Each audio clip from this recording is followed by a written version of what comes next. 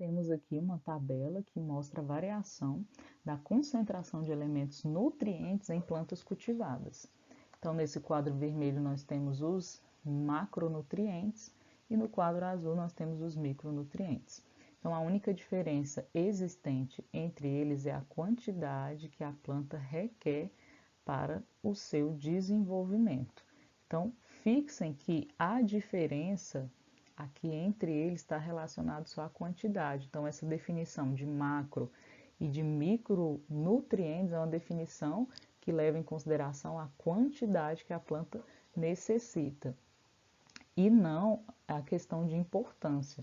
Eu não posso dizer assim, os macronutrientes são mais importantes que os micronutrientes. Não, porque se faltar um micronutriente essencial, isso vai afetar de forma muito negativa o desenvolvimento da planta, assim como se faltar um macronutriente, também vai afetar o desenvolvimento da planta.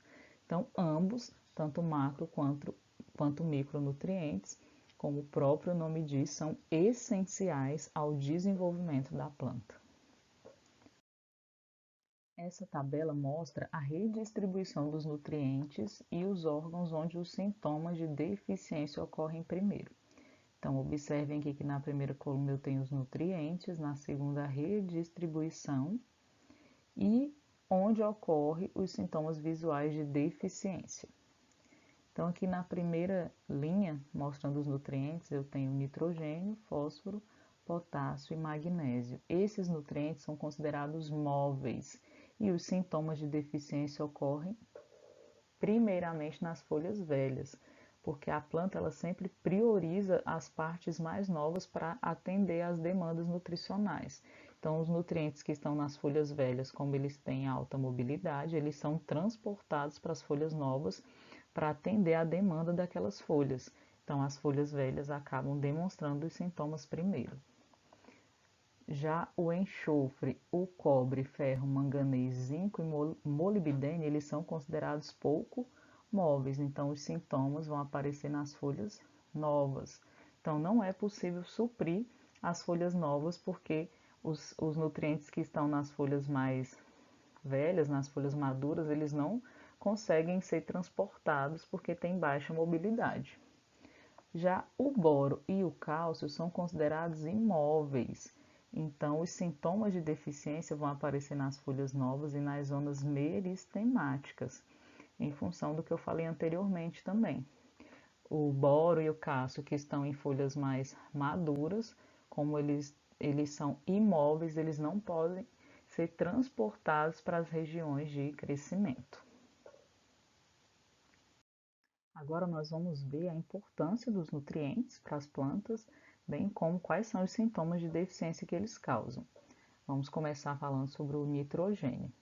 Ele é um elemento essencial requerido em maior quantidade pelas plantas. Então, ele é um macronutriente e dentre os macronutrientes, ele é o que a planta requer em maior quantidade.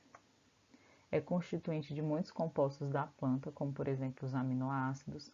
Lembrem-se que as enzimas são formadas a partir de aminoácidos, né? Que as enzimas elas são proteínas, elas estão envolvidas nas reações químicas que acontecem, né? E elas são catalisadoras, então elas são essenciais para que a reação ocorra na velocidade que é necessária para o desenvolvimento da planta. Além disso, o nitrogênio também ele é constituinte das bases nitrogenadas. E as bases nitrogenadas elas estão presentes no ácido ribonucleico e no ácido ribonucleico, que é o DNA e o RNA. O principal sintoma de deficiência de nitrogênio é a clorose generalizada, que é esse amarelecimento foliar. Isso ocorre em função da inibição da síntese de clorofila. O nitrogênio ele é um componente estrutural da molécula de clorofila. Então, se ela não pode ser sintetizada, né, ocorre a clorose. E se a deficiência se intensificar, isso pode levar também à queda da folha. Outro sintoma muito comum é o crescimento, a inibição do crescimento da planta de forma muito rápida.